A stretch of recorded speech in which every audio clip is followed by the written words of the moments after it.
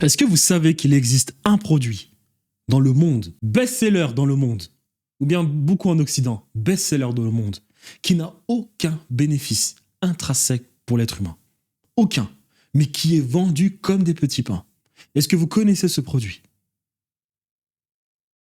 C'est la pilule que les femmes consomment. Un produit qui n'a aucun bénéfice pour le corps de la femme. Aucun. Mais lorsque tu vas l'expliquer à certaines femmes, elles vont te dire que s'il y a des bénéfices, c'est exceptionnel. Et quand je dis ça, ce n'est pas pour critiquer les femmes. Quand je dis ça, c'est parce que j'ai tellement de compassion pour les femmes. Je suis attristé pour ce qui est la situation des femmes en Occident. Parce que les femmes, lorsque tu apprends l'histoire de la femme occidentale, tu comprends pourquoi.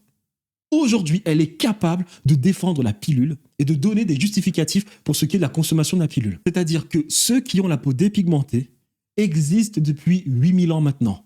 Donc les femmes blanches, les hommes blancs qui viennent des steppes, Caucase, qui sont allés envahir le Moyen-Orient, puis l'Europe, ils existent depuis aujourd'hui 8000 ans. Et ce n'est qu'en 1978, en Angleterre, Reform Act, ou bien 1944, donc il y a à peu près 100 ans, que les femmes ont eu un peu de liberté.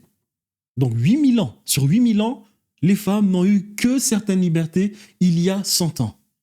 Les Grecs qui vous parlent de démocratie, les femmes n'ont pas de liberté.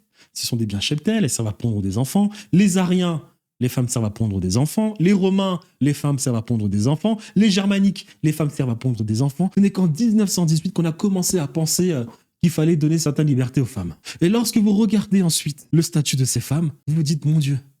C'est-à-dire qu'on a donné certaines libertés aux femmes, très bien, mais la femme, il ne faut pas non plus qu'elle abuse. Elle a certaines libertés politiques, juridiques, mais elle doit rester un bien, un produit de consommation. C'est-à-dire que si vous faites des recherches, vous regardez à quel point il y a de la lobotomisation, de la subversion pour ce qui est des enfants en Occident, le programme Alfred Kinsey, Hugh Hefner, John Monet, la CIA, Disney, les films Disney, Netflix, son film Mignonne. Vous apprenez lorsque vous faites des recherches que la femme, on a conditionné la femme depuis son plus jeune âge pour qu'elle devienne un produit de consommation, un produit sur lequel on peut faire du business et en plus de cela, elle doit être en même temps une grande consommatrice.